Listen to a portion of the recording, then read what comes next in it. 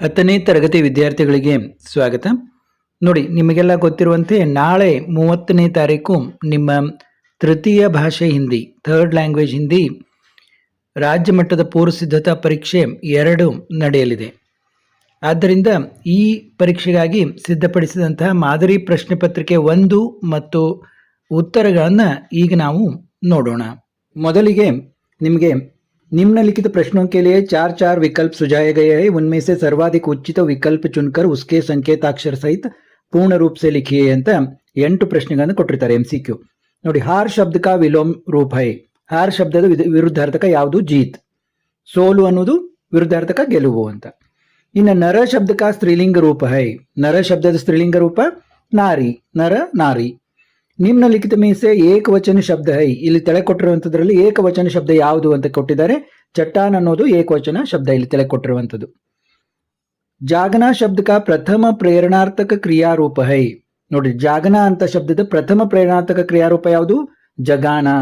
ನೋಡಿ, ನಿಮ್ಮ ಒಂದು ಎನ್ಯುವಲ್ ಎಕ್ಸಾಮ್ ನಲ್ಲಿ ಕೂಡ ಇದೇ ತರ ಪ್ರಶ್ನೆಗಳು ಬರ್ತವೆ. ಕವೀಂದ್ರ ಶಬ್ದ ಮೇ ಸಂಧಿ ಹೈ. ನೋಡಿ, ಇದು ಈ ರೀತಿ ಒಂದು ಸಂಧಿ ಶಬ್ದ ಬರ್ತದೆ. ಕವೀಂದ್ರ ಅನ್ನೋದು ಕವಿ ಪ್ಲಸ್ ಇಂದ್ರ, ಕವೀಂದ್ರ ದೀರ್ಘ ಸಂಧಿ. ಹೆಂಗ್ ನಾವು ಕನ್ನಡದಲ್ಲಿ ಸವರ್ಣ ದೀರ್ಘ ಸಂಧಿ ಅಂತೀವಲ್ಲ, ಹಿಂದಿಯಲ್ಲಿ ದೀರ್ಘ ಸಂಧಿ ಅಂತ ಅಷ್ಟೇ ಹೇಳ್ತೀವಿ. ನಿಮ್ನಲಿಖಿತ ಮೇ ಸೆ ದ್ವಿಗು ಸಮಾಸ ಕಾ ಉದಾಹರಣೆ ಹೈ. ನೋಡಿ, ದ್ವಿಗು ಸಮಾಸ, ದ್ವಿಗು ಅಂತಂದ್ರೆ ಶಬ್ದ ಬರುತ್ತೆ, ಇದು ಅಂಕಿ ಬರುತ್ತೆ ಅಲ್ಲಿ. ಆದ ಕಾರಣ ಇಲ್ಲಿ ಯಾವುದು? ಶತಾಬ್ದಿ. ನೀವು ಸುಲಭವಾಗಿ ದ್ವಿಗು ಸಮಾಸವನ್ನು ಗುರುತಿಸಬಹುದು. ಇಂಟರ್ನೆಟ್ ಕಾ ಅರ್ಥ ಹೈ. ಅರ್ಥ ಕ್ಯಾ ಹೈ? ವಾಕ್ಯ ಮೇ ಪ್ರಯುಕ್ತ ವಿರಾಮ ಚಿಹ್ನ ಹೈ. ಇಲ್ಲಿ ವಿರಾಮ ಚಿಹ್ನ ಯಾವುದು? ಪ್ರಶ್ನವಾಚಕ. ನೋಡಿ, ಎಷ್ಟೊಂದು ಸುಲಭವಾದ ಪ್ರಶ್ನೆಗಳಿವೆ. ಇನ್ನ ರಮೇಶ್ ಕಲಂ ಡ್ಯಾಶ್ ಪತ್ರ ಲಿಖ್ತಾ ಹೈ. ಪೆನ್ನಿನಿಂದ ಬರೆದ ಅಂತ ಅಂದ್ರೆ ಕಲಂ ಸೆ ಅಂತ ಬರುತ್ತೆ. ಕಲಂ ಸೆ ಪತ್ರ ಲಿಖ್ತಾ ಹೈ.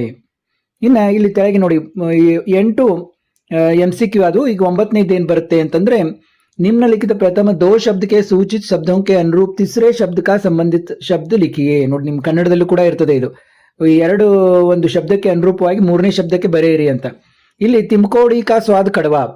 ನಿಮ್ಕೌಡಿ ಕಾ ಸ್ವಾದ್ ಕಡವಾ ಇದ್ರೆ ಸೇಬ್ ಕಾ ಸ್ವಾದ್ ಹೆಂಗಿರ್ತದೆ? ಸೇಬಿನ ರುಚಿ ಹೆಂಗಿರ್ತದೆ? ಉತ್ತರ ಮೀಠಾ ಅಥವಾ ರಸೀಲಾ ಅಂತಾನು ಬರೀಬಹುದು. ಯಾವ್ದಾದ್ರು ಒಂದು ಬರೀಬಹುದು. ಮೀಠಾ ಅಂತ ಬರೆದ್ರು ಮಾರ್ಕ್ಸ್ ಸಿಗುತ್ತೆ, ರಸೀಲಾ ಅಂತ ಬರೆದ್ರು ಕೂಡ ಮಾರ್ಕ್ಸ್ ಸಿಗುತ್ತೆ. ಇನ್ನು ರೇಖಾಚಿತ್ರ. ಗಿಲ್ಲು ಅನ್ನೋದು ಒಂದು ರೇಖಾಚಿತ್ರ. ಆದ್ರೆ ವ್ಯಂಗ್ಯ ರಚನಾ ಯಾವುದು ನಿಮ್ಮ ಪಾಠಗಳಲ್ಲಿ? ಇಮಾನ್ದಾರೋಂಕೆ ಸಮ್ಮೇಳನ ಅನ್ನೋದು ಒಂದು ವ್ಯಂಗ್ಯ ರಚನೆ ಆಗಿದೆ, ಒಂದು ಹಾಸ್ಯ ರಚನೆ ಆಗಿದೆ. ರೇಖಾಚಿತ್ರ ಯಾವುದು? ಗಿಲ್ಲು. ವ್ಯಂಗ್ಯ ರಚನಾ ಇಮಾನ್ದಾರೋ ಕಾ ಸಮ್ಮೇಳನ ಮೇ. ಕರ್ನಾಟಕಕ್ಕೆ ಪಶ್ಚಿಮ ಮೇ ಅರಬ್ಬಿ ಸಮುದ್ರ. ನೋಡಿ, ಕರ್ನಾಟಕದ ಪಶ್ಚಿಮದಲ್ಲಿ ಅರಬ್ಬಿ ಸಮುದ್ರ ಇದೆ. ಕರ್ನಾಟಕಕ್ಕೆ ದಕ್ಷಿಣ ಮೇ ಏನಿದೆ? ಕರ್ನಾಟಕ ದಕ್ಷಿಣದಲ್ಲಿ ನೀಲಗಿರಿ ಪರ್ವತಾವಳಿ ಇದೇವೆ. ನೋಡಿ, ಬಲಭದ್ರ ಬಲರಾಮ. ಬಲಭದ್ರ ಬಲರಾಮ. ಜಸೋದ ಯಶೋದ. ಜಸೋದ ಯಶೋದ. ಇನ್ನು ನಿಮ್ನಲಿಖಿತ ಪ್ರಶ್ನೋಕ್ಕೆ ಉತ್ತರ ಏಕ್ ಪೂರ್ಣ ವಾಕ್ಯ ಮೇ ಲಿಖೆ. ಒಂದೊಂದು ವಾಕ್ಯದಲ್ಲಿ ಉತ್ತರಿಸಿ ಅಂತ 13ನೇ ಪ್ರಶ್ನೆಯಿಂದ ಕೇಳ್ತಾರೆ. ಎಲ್ಲ ಇದೇ ರೀತಿ ಫಿಕ್ಸ್ ಇರ್ತದೆ ಕ್ವಶನ್ ಪೇಪರು ಇದೆಲ್ಲ. ಇವನ್ ಎನ್ಯುವಲ್ ಎಕ್ಸಾಮ್ ನಲ್ಲೂ ಲೇಖಕ್ परसाई जी को कहाँ ठहराए गया था? होटल के एक बड़े कमरे में. ಎಲ್ಲಿ ಉಳ್ಕೊಂಡಿದ್ರು ಅವರು? ಹೋಟೆಲ್ ಕೆ ಏಕ್ ಬಡೆ ಕಮರೆ ಮೇ. ಬಸಂತ್ ಕೆ ಭಾಯಿ ಕಾ ನಾಮ್ ಕ್ಯಾ ಥಾ? ಬಸಂತನ ಸಹೋದರನ ಹೆಸರೇನು? ಪ್ರತಾಪ್. ಅಭಿನವ ಮನುಷ್ಯ ವಿಜಯಿ ಬನಕರ್ ಕಹಾ ಆಸೀನ್ ಹೈ? ಪ್ರಕೃತಿ ಪರ್ ಆಸೀನ್ ಹೈ. ಮಾತೃಭೂಮಿ ಕೆ ವನ ಉಪವನ ಕೈಸೆ ಹೈ? ಫಲ್ ಫೂಲೋ ಸೆ ಯುಕ್ತ ಹೈ. ನೋಡಿ, ಇವೆಲ್ಲ ಪಾಠಗಳನ್ನು ನಾವು ಕನ್ನಡದಲ್ಲಿ ತುಂಬಾ ವಿವರವಾಗಿ ವಿಡಿಯೋಗಳನ್ನು ಮಾಡಿದ್ದೀನಿ ಬಹಳ ಹಿಂದೆನೆ, ನೀವು ನೋಡ್ಬೋದು ಅವನು ಕೂಡ. ಪ್ರೇಮಚಂದ್ರ ಜಿ ನೋಡಿ, ನಿಮ್ನಲಿಖಿತ ಪ್ರಶ್ನೋಕ್ಕೆ ಉತ್ತರ 2-3 ವಾಕ್ಯ ಮೇ ಲಿಖಿ ಅಂತ ಬರ್ತೀನಿ. 4ನೇ ಇದರಿಂದ ಭಾಗದಲ್ಲಿ ಒಂದೊಂದಕ್ಕೆ 2 ಅಂಕ ಇರ್ತವೆ. 8 ಪ್ರಶ್ನೆ ಕೇಳ್ತಾರೆ. ಪ್ರೇಮಚಂದ್ರ ಜಿ ಕೋ ಕಿಸ್ ಬಾತ್ ಕಾ ಗಮ್ ಹುआ? प्रेमचंद जी के 4 आने पैसे खोने का इतना गम न हुआ जितना समाज के इस चारित्रिक पतन का. ನೋಡಿ, ಎಲ್ಲ ವಿವರವಾಗಿ ಹೇಳ್ತಾ ಹೋದ್ರೆ ತುಂಬಾ ವಿಡಿಯೋ ದೊಡ್ಡದಾಗ್ತದೆ, ಅಷ್ಟೇ ನೋಡ್ತಾ ಹೋಗಿ. ಲೇಖಕ್ ನೇ ಕಮರಾ ಚೋಡ್ಕರ್ ಜಾನೆ ಕಾ ನಿರ್ಣಯ ಕ್ಯೂ ಲಿಯಾ? ನೋಡಿ, ಉತ್ತರವನ್ನ ನೋಡಿ. ನೆಕ್ಸ್ಟ್, ಈ ಗವರ್ನೆನ್ಸ್ से प्रशासन पारदर्शी बनता है कैसे? ಬೆಂಗಳೂರು किन ಬೃಹತ್ ಸಂಸ್ಥಾओं के कारण प्रसिद्ध है? ನೋಡಿ, ಏನೇನಿದಾವೆ ಬೆಂಗಳೂರಲ್ಲಿ?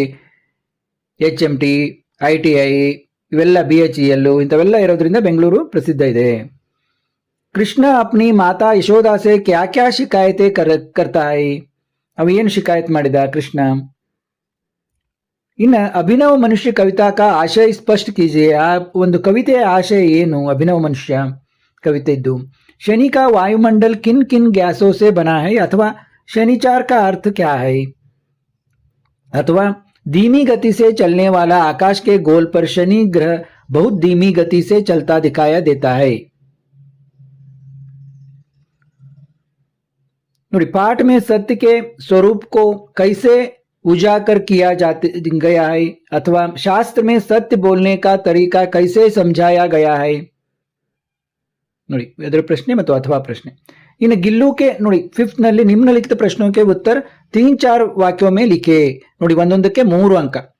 गिल्लू के प्रति लेखिका अपना प्रेम कैसे प्रकट करती है. ನೋಡಿ, ಗಿಲ್ಲುವಿನ ಬಗ್ಗೆ ತಮ್ಮ ಒಂದು ಪ್ರೀತಿಯನ್ನು ಲೇಖಕಿ ಯಾವ ರೀತಿ ವ್ಯಕ್ತಪಡಿಸ್ತಾರೆ ಅನ್ನೋದನ್ನ ಬರಿಬೇಕು ಅಂತ. ಯಾವ್ದಾದ್ರು ಸ್ವಲ್ಪ ಬರೆದ್ರೆ ಸಾಕು. ನೀವು कोई 3-4 ನೋಡಿ 3-4 ಅಂಶ ಬರೆದ್ರು ಕೂಡ ಸಾಕು. ಇನ್ನ ಪಂಡಿತ್ ರಾಜ್ ಕಿಶೋರ್ ಜಿ ಕೆ ಮಾನವೀಯ ವ್ಯವಹಾರ का परिचय कीजिए ಅಂದಿದ್ದಾರೆ. ಇಲ್ಲಿ ಕೂಡ ಅಷ್ಟೇ, ನೀವು 3-4 ಸಾಲು ಬರೆದ್ರೆ ಸಾಕು. ಇನ್ನ सोशल नेटवर्किंग का परिचय दीजिए. कर्नाटक की शिल्पकला और वास्तुकला का वर्णन कीजिए. ನೋಡಿ 28th. ಇಲ್ಲಿ ಕೂಡ ಒಂದು 3-4 ಸಾಲು ಬರೆದ್ರೆ ಸಾಕು. ಮಹಿಳಾ ಕಿ ಸಾಹಸ ಗಾಥಾ ಪಾಠ से क्या सीख मिलती है बताइए. ಆ ಒಂದು ಪಾಠದಿಂದ ಯಾವ ಒಂದು ಇದು ನಮಗೆ ಗೊತ್ತಾಗ್ತದೆ, ಅದರಿಂದ ನಾವು ಏನು ಕಲಿಬಹುದು ಅನ್ನೋದನ್ನ ಹೇಳಿ ಅಂತ. इन कविता में मातृभूमि की विशेषताओं का वर्णन कैसे किया गया है. समय की पहचान कविता की अंतिम 4 पंक्तियों का आशय स्पष्ट कीजिए. ನೋಡಿ, ಕೊನೆಯ 4 ಸಾಲುಗಳು ತುಂಬಾ ಇಂಪಾರ್ಟೆಂಟ್ ಇವೆ. ಅದರ ಒಂದು ಆಶಯಗಳನ್ನು ಹೇಳ್ರಿ ಅಂತ. ನಿಮ್ಗೆಲ್ಲ ಗೊತ್ತಿರ್ಬೇಕು ಪದ್ಯ ಏನಿದೆ ಅಂತ. ಆ ಪದ್ಯನೂ ಕೂಡ ನಾನು ಮಾಡಿದ್ದೀನಿ, ನೀವು ನೋಡ್ಬೋದು. ನಿಮ್ನಲಿಖಿತ ದೋಹೆ ಕಾ ಭಾವಾರ್ಥ ಅಪ್ನೆ ಶಬ್ದೋ ಮೇ ಲಿಖಿಯೇ. ನೋಡಿ 32ನೇ ಪ್ರಶ್ನೆ. ದೋಹೆ ಕೊಟ್ಟಿರ್ತಾರೆ, ಅದನ್ನ ಬರಿಬೇಕು. ಅಥವಾ ಯಾವ್ದಾದ್ರು ಒಂದು ಕವಿತೆ. 33ನೇ ನೋಡಿ, ಗದ್ಯಾಂಶ ಕಾ ಅನುವಾದ ಕನ್ನಡ ಯಾ ಅಂಗ್ರೇಜಿ ಮೇ ಕೀಜಿಯೇ. ಸಾಲುಗಳನ್ನು ಕೊಟ್ಟಿರ್ತಾರೆ, ಅದನ್ನ ನೀವು ಕನ್ನಡದಲ್ಲಿ ಅಥವಾ ಇಂಗ್ಲಿಷ್ನಲ್ಲಿ ನಿಮ್ಗೆ ಯಾವ್ದೋ ಇದನ್ನಿಸುತ್ತೆ ಇದನ್ನ ಬರೀಬೇಕು. ಕೆಲವು ಸಾಲುಗಳನ್ನು ಕೇಳ್ತಾರೆ, ಅವೇ ಸಾಲುಗಳು ರಿಪೀಟ್ ಆಗಿ ಕೇಳ್ತಾ ಇರ್ತಾರೆ. ಅವನಷ್ಟು ನೀವು ತಯಾರಾದ್ರೆ ಆರಾಮಾಗಿ ಬರೀಬಹುದು. ನಿಮ್ನಲಿಖಿತ ಪ್ರಶ್ನों के उत्तर 5-6 वाक्यों में लिखिए. ನೋಡಿ, जैनुल आबदीन का परिचय दीजिए अथवा कलाम के व्यक्तित्व निर्माण में जलालुद्दीन का क्या योगदान है स्पष्ट कीजिए. ನೋಡಿ, ಇವೆಲ್ಲ ಪಾಠಗಳನ್ನು ಮಾಡಿದ್ದೀನಿ ನಾನು, ನೀವು ನೋಡ್ಬೋದು. ಇಲ್ಲಿ ನೀವು 5-6 ಸಾಲುಗಳಲ್ಲಿ ಉತ್ತರವನ್ನು ಬರೀಬೇಕು ಮೇಲಿನ ಅಥವಾ ಪ್ರಶ್ನೆಗೆ. ನೋಡಿ, ಇವನ್ನೆಲ್ಲ ನಾನು ಓದಿ ವಿವರವಾಗಿ ಹೇಳ್ತಕ್ಕಂಥ ವಿಡಿಯೋ ತುಂಬಾ ದೊಡ್ಡದಾಗ್ತದೆ, ಅದಕ್ಕೆ ಅಷ್ಟೇ ತೋರಿಸ್ತಾ ಇದ್ದೀನಿ. ನಿಮ್ನಲಿಖಿತ ಕವಿತಾಂಶ ಪೂರ್ಣ ಕೀಜಿಯೇ. ನೋಡಿ 35 ಕ್ವಶನ್ ಈ ಕವಿತಾಂಶದ ಬಗ್ಗೆನೇ ಇರುತ್ತೆ. ಒಂದು ಇದನ್ನು ಕೊಟ್ಟಿರ್ತಾರೆ, ಅವು ಫಿಕ್ಸ್ ಇರ್ತವೆ, ಅವನ್ನೇ ಕೇಳ್ತಾರೆ. ಅದನ್ನ ನೀವು ಬರಿಬೇಕು, ಅದ್ರ ಬಗ್ಗೆ ಏನು ಅನ್ನೋದು ಪೂರ್ಣ ಮಾಡ್ಬೇಕಾ. ಒಂದು ಕವಿತಾಂಶ ಸಾಲು ಕೊಟ್ಟಿರ್ತಾರೆ, ಅವು ಫಿಕ್ಸ್ ಕೆಲವೇ ಸಾಲಿದಾವೆ, ಅವನ್ನೇ ಪದೇ ಪದೇ ಕೊಡ್ತಾರೆ, ಅವನ್ನೇ ನೀವು ಇದನ್ನ ಮಾಡಬೇಕು. ಗದ್ಯಾಂಶ ಕೋ ಧ್ಯಾನಪೂರ್ವಕ ಪಡ್ಕರ್ ನಿಮ್ನಲಿಖಿತ ಪ್ರಶ್ನೋं के उत्तर लिखे. ಒಂದು ಪ್ಯಾಸೇಜ್ ಕೊಟ್ಟಿರ್ತಾರೆ, ಅದರಲ್ಲಿ ಎಲ್ಲ ಉತ್ತರ ಇರ್ತವೆ, ಆ ಪ್ಯಾಸೇಜ್ ಓದಿ ನೀವು ಉತ್ತರವನ್ನ ಬರಿಬೇಕು. ಇದು ತುಂಬಾ ಸುಲಭ ಇರ್ತದೆ, ಏನು ಇದಿರೋದಿಲ್ಲ. ಇನ್ನು दिए गए संकेत बिंदुओं को आधार पर 12-15 वाक्य में किसी एक विषय के बारे में निबंध लिखिए. ನೋಡಿ, ಮೇರಾ ಪ್ರಿಯ ಕರ್ನಾಟಕ. ನೋಡಿ, ಕರ್ನಾಟಕದ ಬಗ್ಗೆ ನಿಮಗೆ ಪಾಠನೇ ಇದೆ, ಅದರದ್ದು ಬರೆದ್ರು ಬರುತ್ತೆ. ಆಮೇಲೆ ಜನಸಂಖ್ಯಾ ಕಿ ಸಮಸ್ಯೆ, ಸಮಯ ಕಾ ಮಹತ್ವ. ನೋಡಿ, ನಿಮ್ಮ ಪಾಠಕ್ಕೆ ಸಂಬಂಧಿಸಿದಂಗೆ ಇದಾವೆ ಇವೆಲ್ಲ ನಿಬಂಧಗಳು. ಅದೇ ಬರೆದ್ರು ಕೂಡ ನಿಮಗೆ ಉತ್ತರ, ನಿಮಗೆ ಮಾರ್ಕ್ಸ್ ದೊರೀತದೆ. ನಿಮ್ನಲಿಖಿತ ವಿಷಯಕ್ಕೆ ಬಾರೆ ಮೇ ಪತ್ರ ಲಿಖೆ. ನೋಡಿ, ಪತ್ರ ಲೇಖನಕ್ಕೆ 5 ಅಂಕ, ನಿಬಂಧಕ್ಕೆ 4 ಅಂಕ.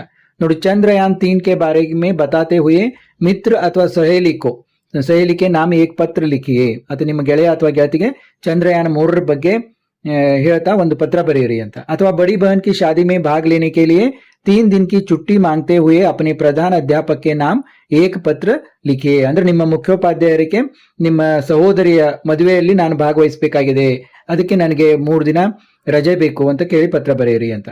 ನೋಡಿ, ಪಾರಿವಾರಿಕ ಪತ್ರ. ಈ ಪತ್ರದಲ್ಲಿ ಏನೇನಿರಬೇಕು, ಮೇನ್ ಇಂಪಾರ್ಟೆಂಟ್, ಅದಕ್ಕೆ ಎಷ್ಟೆಷ್ಟು ಅಂಕ ಕೊಡ್ತಾರೆ ಅಂತ ಅನ್ನೋದನ್ನ ಕೊಟ್ಟಿದ್ದಾರೆ ಇಲ್ಲಿ. ಇದನ್ನು ನೀವು ನೋಡಬಹುದು. ಮತ್ತೆ ಮುಂದಿನ ವಿಡಿಯೋದಲ್ಲಿ ಭೇಟಿಯಾಗೋಣ.